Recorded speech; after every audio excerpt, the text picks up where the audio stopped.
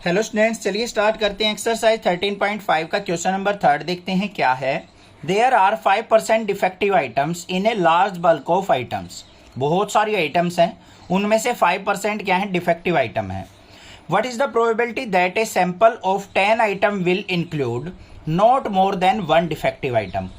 अब total item आपको 10 consider करने हैं और आपने प्रोबेबिलिटी बतानी है कि एक से ज्यादा डिफेक्टिव आइटम उनमें नहीं होना चाहिए। क्वेश्चन समझ में आया? चलो भाई देखते हैं, ध्यान से समझना बस।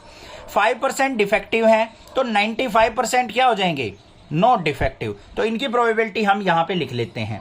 तो यहां पे लिखेंगे प्रोबेबिलिटी ऑफ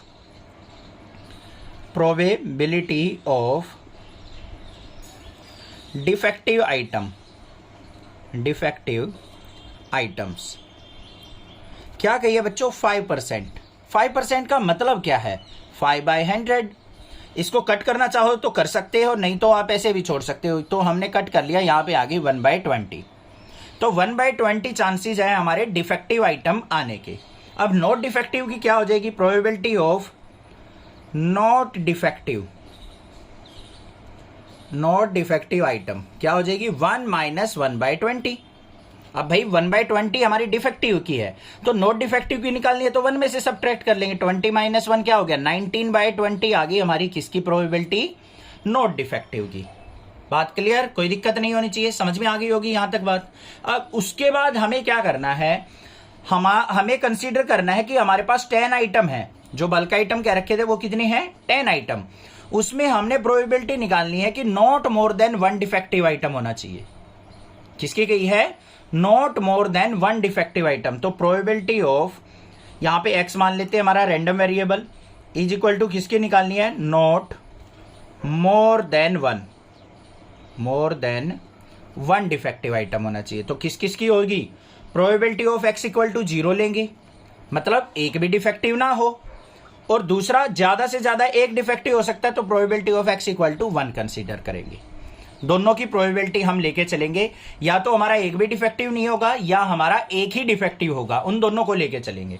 तो देख लो भाई यहां पे क्या बनेगा, टोटल आइटम कितनी है, 10 में से डिफेक्टिव कितने आए, 0। इस केस में क्या है, 10 में से डिफेक्टिव 0। अब यहां पे डिफेक्टिव की प्रोबेबिलिटी क्या है हमारी, 1/20। कितनी है, 1/20। मतलब ये है हमारी डिफेक्टिव की प्रोबेबिलिटी, कितने टाइम से, 0 टाइम, तो पावर 0 ले लेंगे। अब डिफेक्टिव एक भी नहीं निकला, तो नॉट डिफेक्टिव कितने, सारे के सारे 10 की 10 आइटम नॉट डिफेक्टिव है, तो 19/20 की पावर क्या ले लेंगे हम, 10। बात समझ में आई या नहीं आई?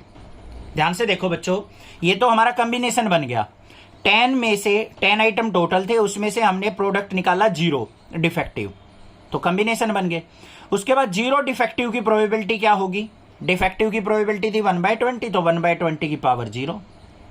ऐसे ही नॉट डिफेक्टिव कितने टाइम्स होगा, 10 टाइम्स, मतलब 10 आइटम में से 10 के 10 हमारे ठीक है, कोई भी डिफेक्टिव नहीं है। तो एक की 19/20 और 10 टाइम्स की क्या हो जाएगी, 19/20 की पावर 10। फिर प्लस में probability of x equal to 1, मतलब एक आइटम डिफेक्टिव निकला है आपका 10 में से, तो हम कॉम्बिनेशन में क्या बनाएंगे, 10C1 बन गया कॉम्बिनेशन। अब एक डिफेक्टिव है, बाकी नॉट डिफेक्टिव, डिफेक्टिव की 1/20 और नॉन डिफेक्टिव कितने हैं, 9 टाइम्स, तो 19/20 की पावर 9। ये प्रोबेबिलिटी हो गई हमारी total probability not more than 1 की। अब आप सोच रहे होगे सर ये कॉम्बिनेशन क्यों लेते हैं, बहुत सारे क्वेश्चन में बता चुका हूं मैं, आप रेगुलरली क्वेश्चंस नहीं देखते हैं, इस वजह से कई बार कंफ्यूज होते हैं कि सर कैसे कर रहे हो, मुझे समझ में नहीं आ रहा। आप स्टार्टिंग से चैप्टर स्टार्ट किया करो, नेक्सा क्लासेस का इंट्रोडक्शन देखो चैप्टर का, फिर बारी बारी से नंबर वाइज क्वेश्चन देखते आओ। मैं ये कहता हूं 99.99% चांसेस है कि आपके अंदर, माइंड के अंदर कोई भी डाउट नहीं आएगा।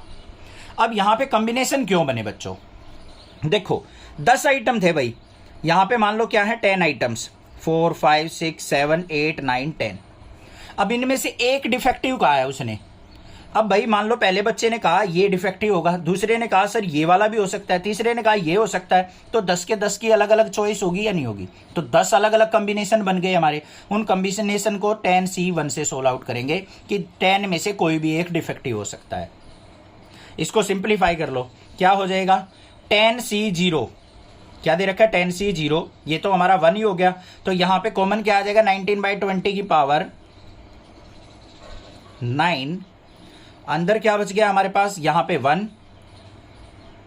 इनटू में एक पावर बचेगी 19/20, फिर प्लस में 10c1 को सिंप्लीफाई करेंगे 10 आएगा, और यहां पे क्या बचेगा मेरे पास 1/20 इनटू में, इसको सिंप्लीफाई कर लो 19/20 की पावर 9 इनटू में यहाँ पे क्या आ गया 19/20 और प्लस में 0 से 0 1/2, ये आ गया। सिंप्लीफाई करो या फिर 10/20 ही रहने दो भाई, इजी रहेगी एलसीएम लेना। तो क्या आ गया मेरे पास 19/20 की पावर 9 इनटू में 20 एलसीएम 19 और 10 क्या हो गया हमारा 29/20, ये आ गया मेरा आंसर। ठीक है, देख लो 19/20 की पावर 9, इसका एलसीएम आ गया 20, न्यूमरेटर को भी ऐड करो 10 और 19 29/20 हो गया, ये आंसर हो गया हमारा। क्लियर है, कोई दिक्कत नहीं होनी चाहिए। कोई भी प्रॉब्लम लगे आप मुझसे पूछ सकते हैं, अदरवाइज चैनल को सब्सक्राइब कीजिए, लाइक कीजिए और शेयर कीजिए। Thank you students for watching next classes video.